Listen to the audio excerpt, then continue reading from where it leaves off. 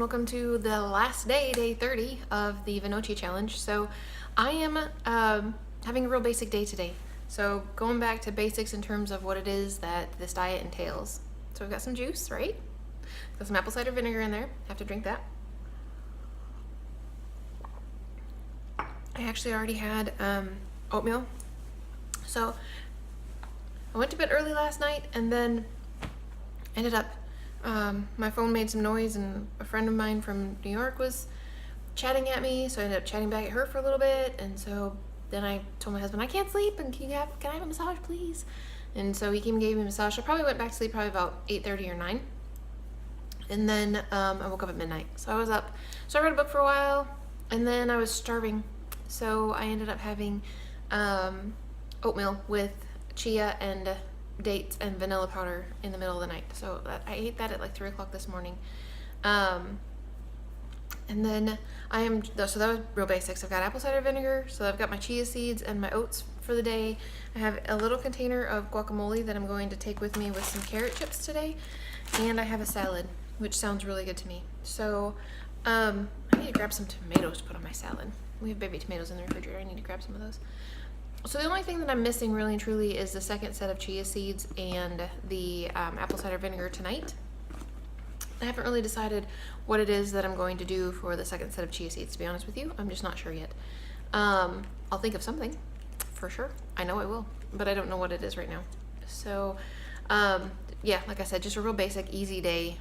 Gonna take care of all of the things that I need in order to fulfill this challenge for the day. And yeah, that's it for me for now. I need to work today, which is a weird day for me to work, and I'm working a weird shift, which is supposed to work 2 to 10:30, I think, and I probably will end up working 2 till 8 or 8:30. I figure 6 hours is good enough. The nighttime pharmacist comes in at about 6:30 or 7. She goes in to work earlier than I do. I get to work at 7:30. She comes in at like 6:30 or 7.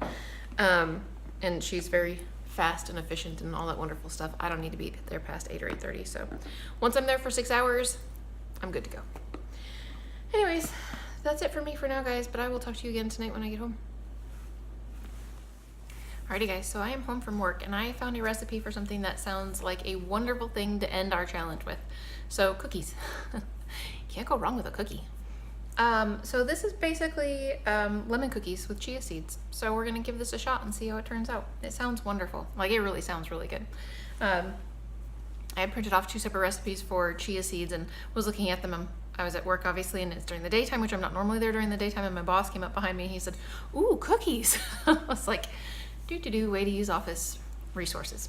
Anyways, so first things first, you're supposed to mix your wet ingredients first and then mix your dry ingredients into your wet ingredients. It does not say that you have to make wet, make dry, put dry into wet. It just says mix your wet and then put your dry in. So I'm going to actually do it that way because that sounds like an easier way to go about doing this than to having do it multiple different times and have a bunch of bowls that are dirty. Sounds great to me. Okay, so let's get down to it and do the wet ingredients first, because you're supposed to do that, and you're supposed to whisk that together until the sugar starts to mix in really well. So come on down and take a look. All right, so first things first, we need 1/3 a cup of sugar. It says whatever kind of sugar you want. I randomly have a baggie of sugar, which is just raw organic sugar, but we just didn't, when we went on our little major trip, we didn't use it, and just in case. So now I have some in the closet and we'll get that used. Okay, so 1/3 a cup of sugar, which seems kind of like an awful lot, but we'll go with it. Hopefully that'll be fine. You want 2 tablespoons of chia seeds. So I'm going to go ahead and use the whole chia seeds, because it does not say ground. So although technically if you're going at this for weight loss purposes, you want them ground already, because otherwise, of the 2 studies, the one showed that yes, it worked with the ground and it didn't work without ground. So without grinding them first, I should say. All right, 2 tablespoons of lemon juice.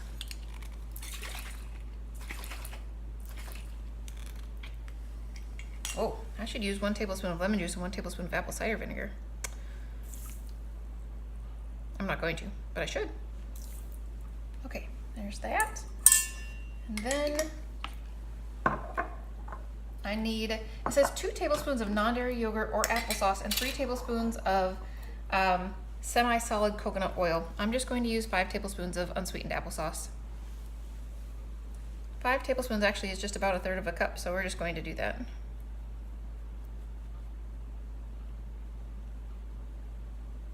There.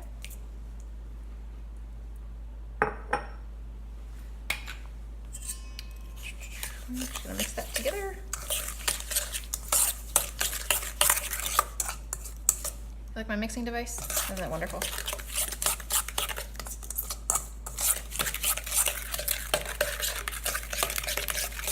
Alrighty.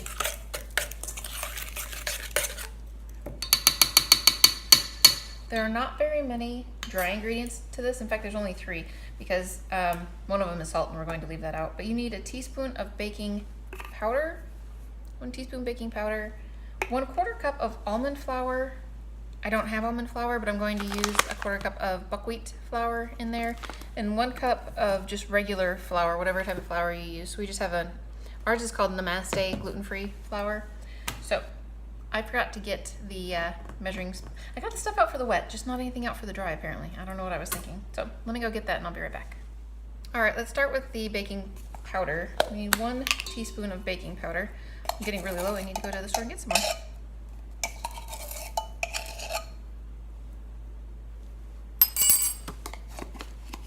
And 1/4 cup this flour.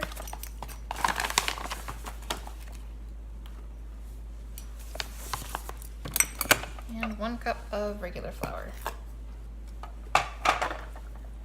And this is totally how I cook, guys. I totally don't spoon stuff and measure it correctly and all that good stuff. It just does not happen. So, we're going to mix this together. It says if it's too wet to add more flour, and if it's too dry to sprinkle in a little bit of water across the top and then keep mixing it in. I probably should get something else to mix this with because this is not the best choice for that. Getting flour all over the counter.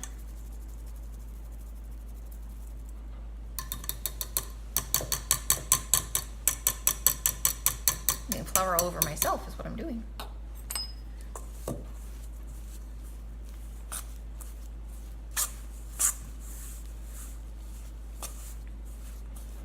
Okay, yep, that actually worked out really well.